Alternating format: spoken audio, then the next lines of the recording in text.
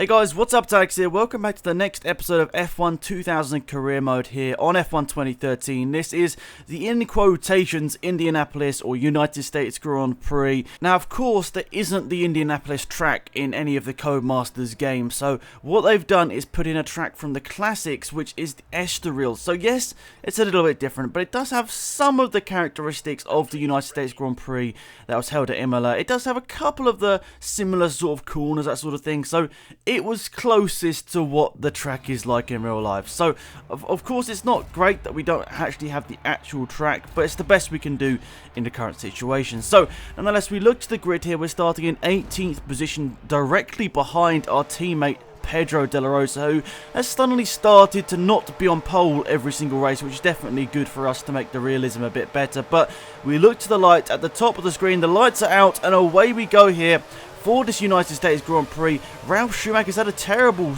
qualify. I mean, look at that. 17th for Williams. That is terrible. So, down to turn 1. Great start there from the Jaguar on the outside of Herbert. As we head into turn 1, it's a bit of carnage, to be honest. Nobody knows where they're going. We're all looking one way, then the next to try and get around each other. Zonta's squeezed on the inside here. Lacey's squeezed on the outside. We look to the inside, hopefully to grab a couple of positions here. We actually get both. Who's that? We've got 2 cars and our teammate as well. So, awesome to get 3 positions into that one corner. Then Zonta's going slowly on the outside there. And Deniz going really, really slowly through the corner. So, he's trying to squeeze our way through, but we can't quite get him there. And in a straight line, it does look like Pedro Deniz is going to get us down to the next corner here, which is a bit of a hairpin. Are we going to go for a dive bomb down the inside? No, there's a bit of contact between myself and Deniz.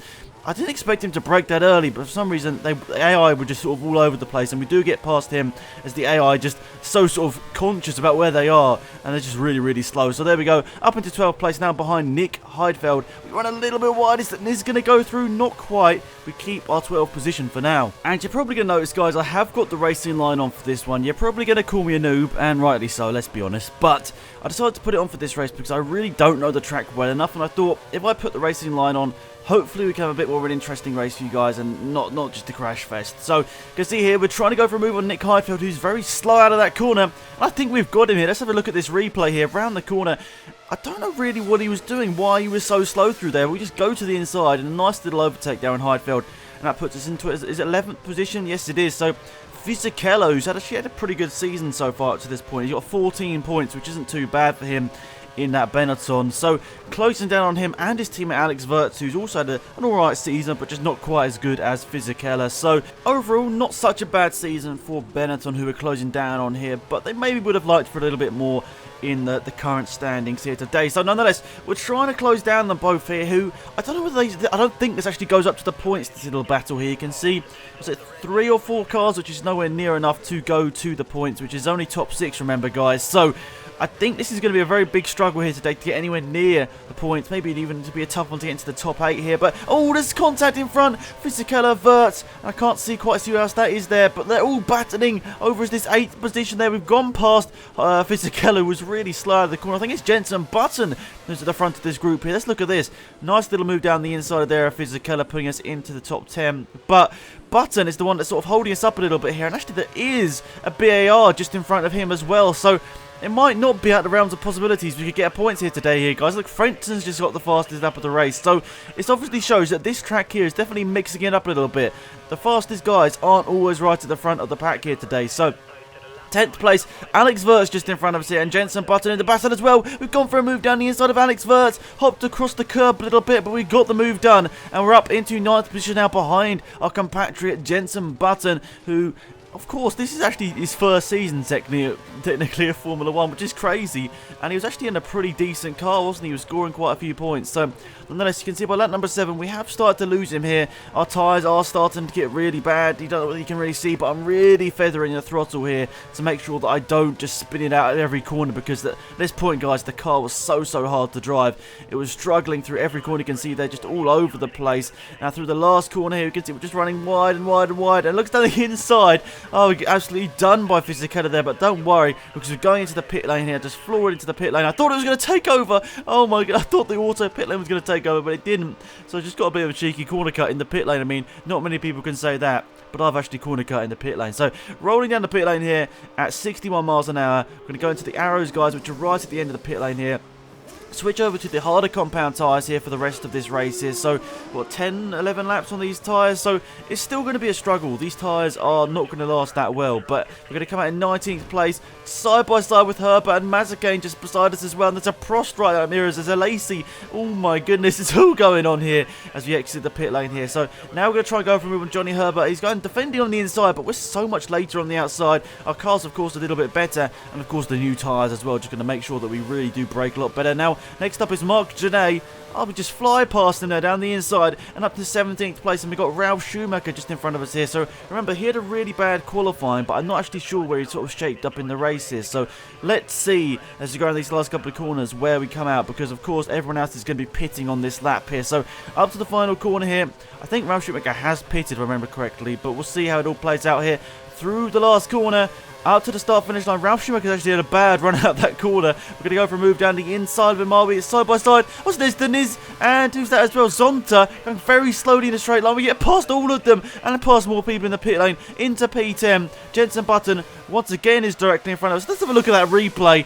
Oh my goodness, 3 people, 4 people overtaking there in the space of a couple of meters. That is crazy stuff there. Let's go back on board now as we're chasing down Jenson Button here. This is a P9. Can we get him on the brakes down the inside? He's on cold tyres and he's braked a bit early, but there's yellow flags out. I think I overtook him under yellow flags, so going to give back that position there to Jenson Button.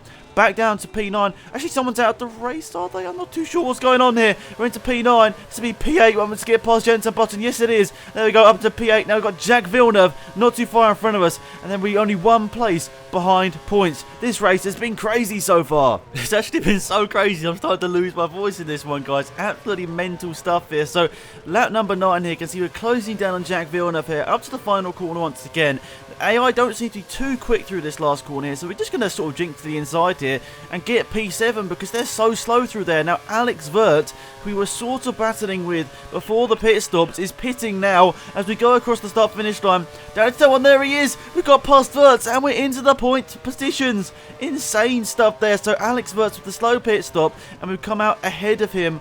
Villeneuve's the car behind us and Jarno Trulli is the guy in front of us now in P5. So, incredible stuff here in this race. So on lap number 12, you can see we're coming up to go across the start-finish line to go on to 13, setting okay lap times 9.6 seconds behind Trulli, but now 3.2 ahead of Villeneuve. That's more important because I don't think there was any chance really we were going to close down Trulli, but we could stay in the points here and have a miracle finish after where we started. Crazy stuff. It's absolutely mental. I mean, starting where I did, I thought there was no possibility whatsoever of even getting near the points. But as we cruise on this last lap of the race, look at those tyres. They're all completely red. We've got a couple of corners to go to pick up 1 point. Yes, it's only 1 point, but that is awesome for us here. So, last couple of corners, the gap's gone up to 13.8 seconds to the Trulli. That's not too bad, but we're just cruising around, really. We've still kept the gap to Villeneuve as well. So round the final corner and up to the start-finish line, we're going to pick up a point finish after all of that. That is absolutely mental. So there we go, across the line, getting 1 valuable point for the championship. I don't think it's going to make much difference to us about where we are in the standings right now, but nonetheless, that's maybe exciting for the rest of the season. We've got 2 Grand Prix to go after this one, guys. Wow, okay, this is going to be an interesting finale to this season. So David Coulthard wins, Mika Hakkinen in second, Heinz-Harald Frentzen, who I think was one of the fastest guys on track here today, in third, Barrichello in fourth. That's not really what he needs, considering, yeah, Michael Schumacher could even get a point. That's crazy. So Michael Schumacher still leads the standings with Barrichello with a sniff of a chance of winning the championship. He is 17 points back with 20 available. Coulthard is still technically in it. I think if he wins the last 2 races, I think they'll be very close. Or they'll be on the equal on points, and then they'll go and count back on race wins, which I don't have to hand. And Hakkinen in 4th, Verstappen, that's us in 5th place, and Frentzen, who's closing in on us now. De La Rosa didn't score today. Schumacher 17, Trulli 17, Fisichella on 14. So we've got to be wary of Frentzen here. He is starting to close us up in the last couple of races here. we had like a 17-point lead over him at some points. It's down to 9, so it's a tough one. He is really closing down. So let's have a look at how it sort of affects the constructors table there. Ferrari only scoring 3 points there today. McLaren getting a load of points, 16, but it's a little bit too late. I think 32 points in the last 2 races of the season. I think that's near impossible. They've got to go 1-2 with Ferrari both DNFing. So it's going to be an interesting one, but I doubt that's going to happen there. We've got McLaren in second on 99, Arrows 57. Jordan are closing down on us as we were talking about Frentzen as well, but Trulli scored as well today. BMW, Benetton, Bear, Honda, Jag, Sauber. Come on, Prost, Bernardi, I need you to score today or the last couple of rounds. It'd be awesome to both get them in the points table. So that is pretty much it for this video, guys. I'd really appreciate if we could leave a like on the video. We'll try and hit 100 likes on this career mode episode. It's near the ending, so I'd really appreciate your support on this sort of series, guys. So thank you once again so much. If you haven't checked out the videos on your screen right now, that'd be awesome. Until next time, it's been Axe, and I'm out of here. Goodbye.